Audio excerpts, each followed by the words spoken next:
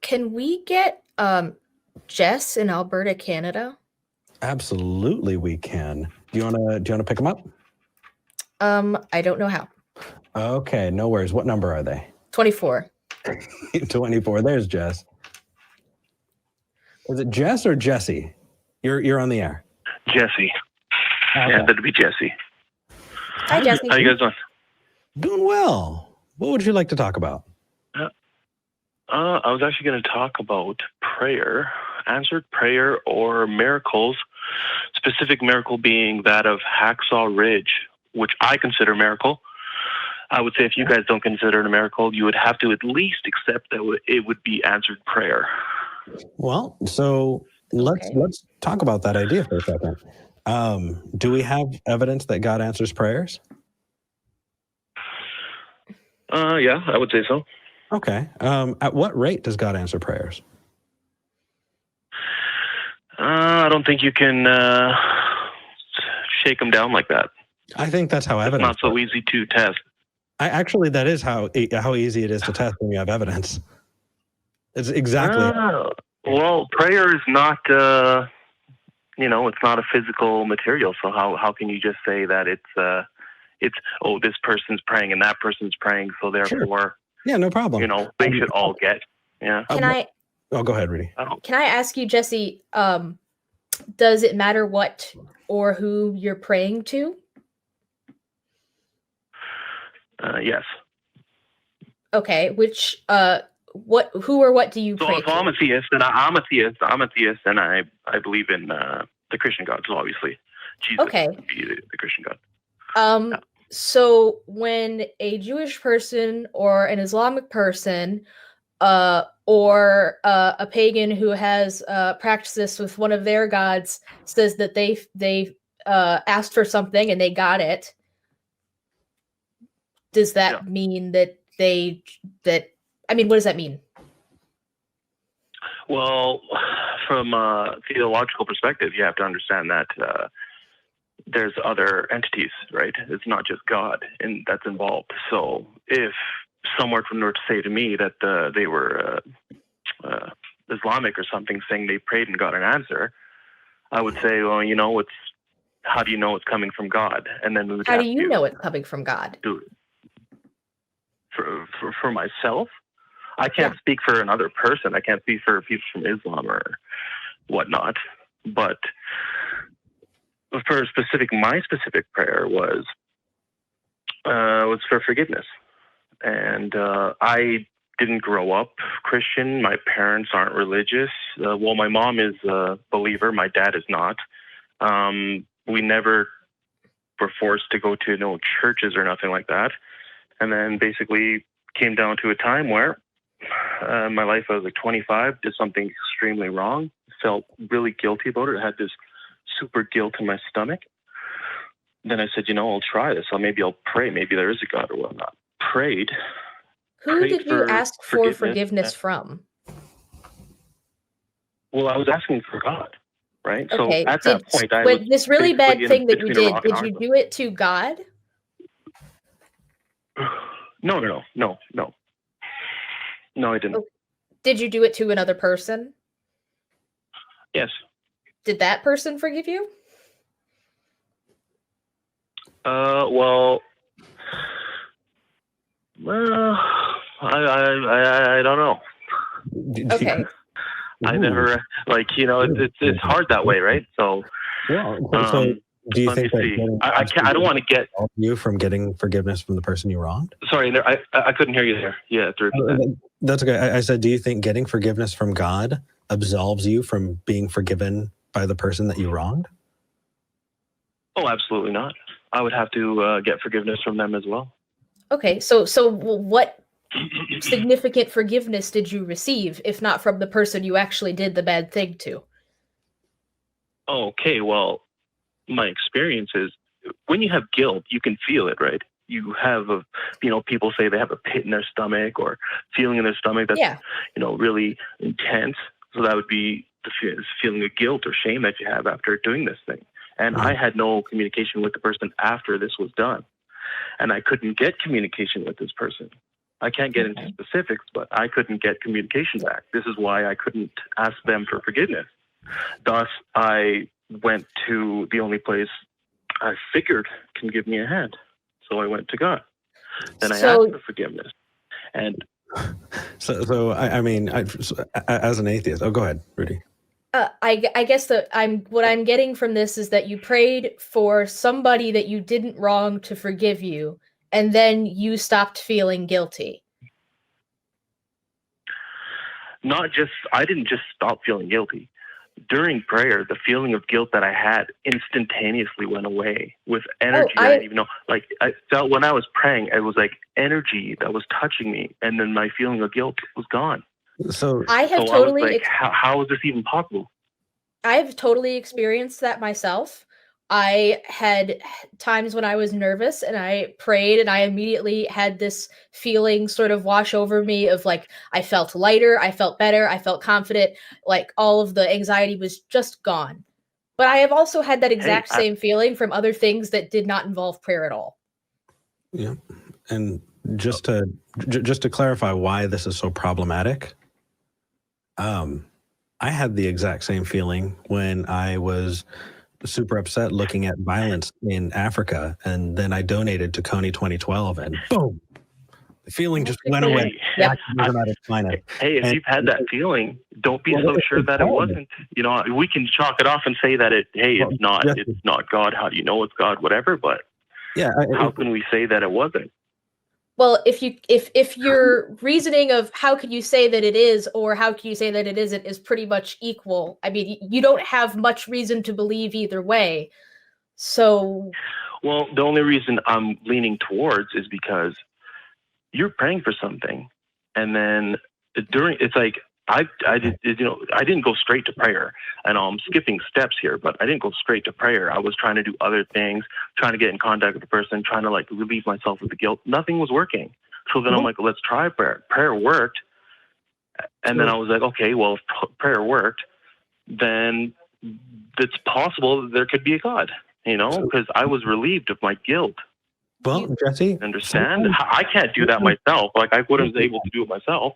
Oh, yes, you can, because as far as we're concerned, you did. Yeah, you prayed with the goal of, if I do this, maybe I won't feel guilty anymore, and that was the exact result. Yeah. So here's your homework. Do you truly believe in the power of prayer here? Yes. Okay. And quit worrying about your guilt and start worrying about all of the spousal abuse that's been going on since this pandemic started. Start worrying about all of the people who are starving. Start worrying about all of the people who are in the streets getting shot right now. Pray for them. Okay, yeah, sure. That's wonderful. So does your God care more about you, less about them? Because it seems like God really took his time out of his day to help you. So how come your God's not helping them?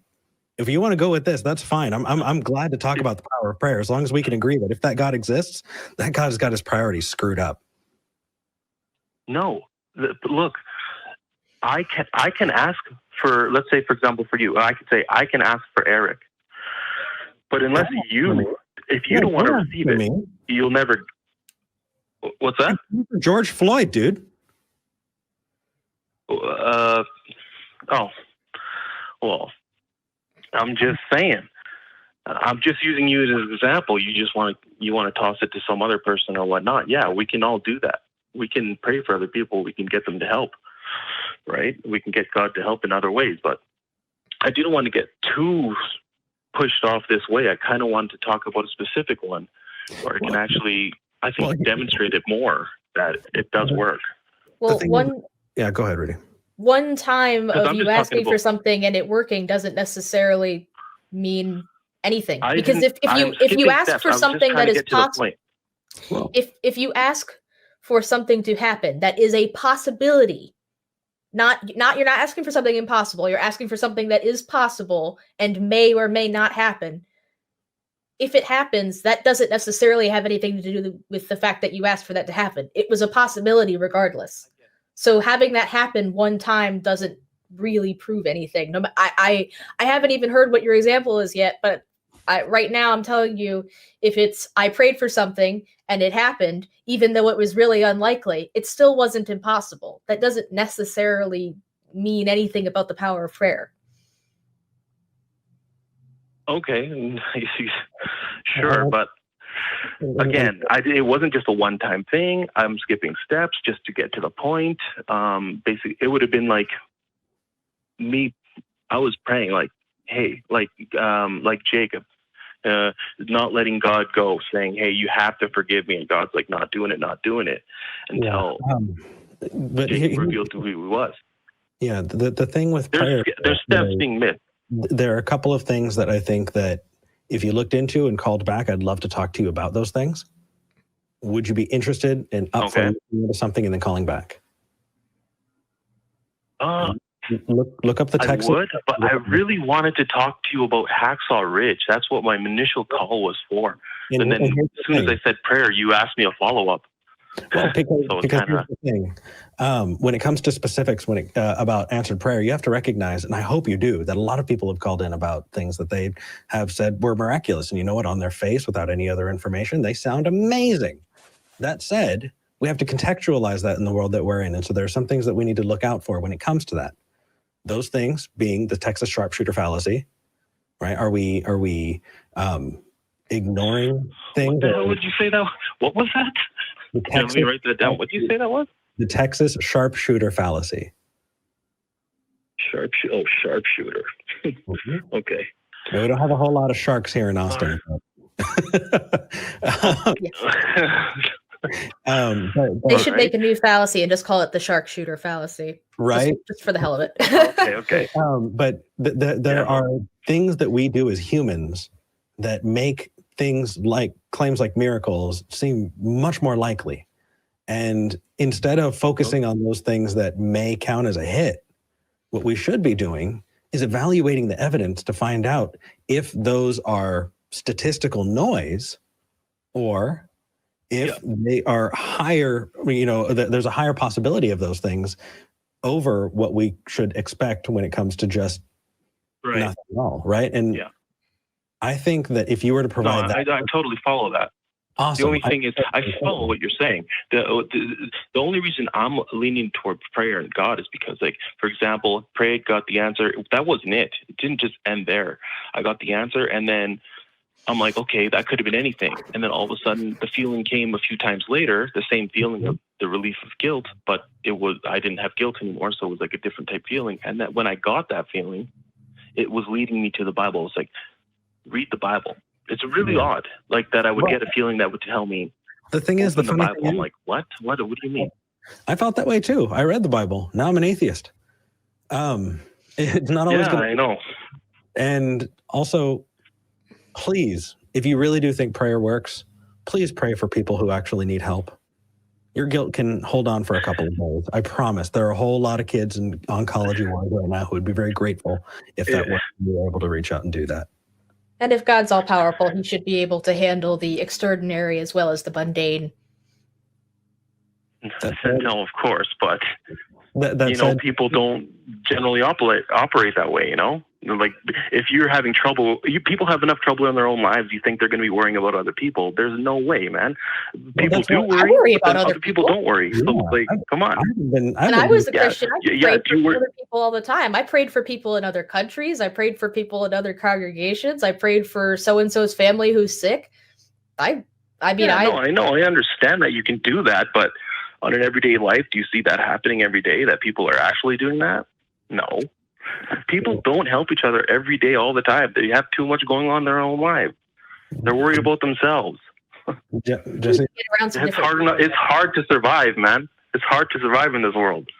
I agree. I wish that there was a God who could help, but so far we don't have the evidence. All right, I don't know. Okay, well, you gave me something to look up. I'll look that up for sure. I kind of wanted to get into Hacksaw Ridge.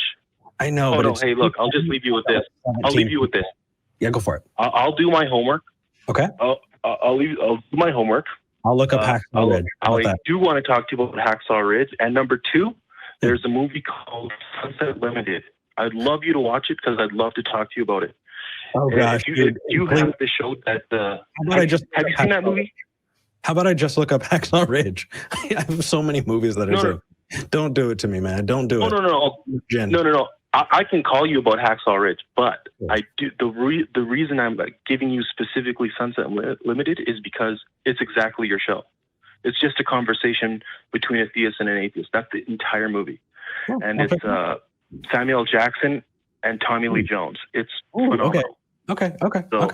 That's why I'm suggesting that one. But for Hacksaw Ridge, I definitely want to call back. Okay, do call back.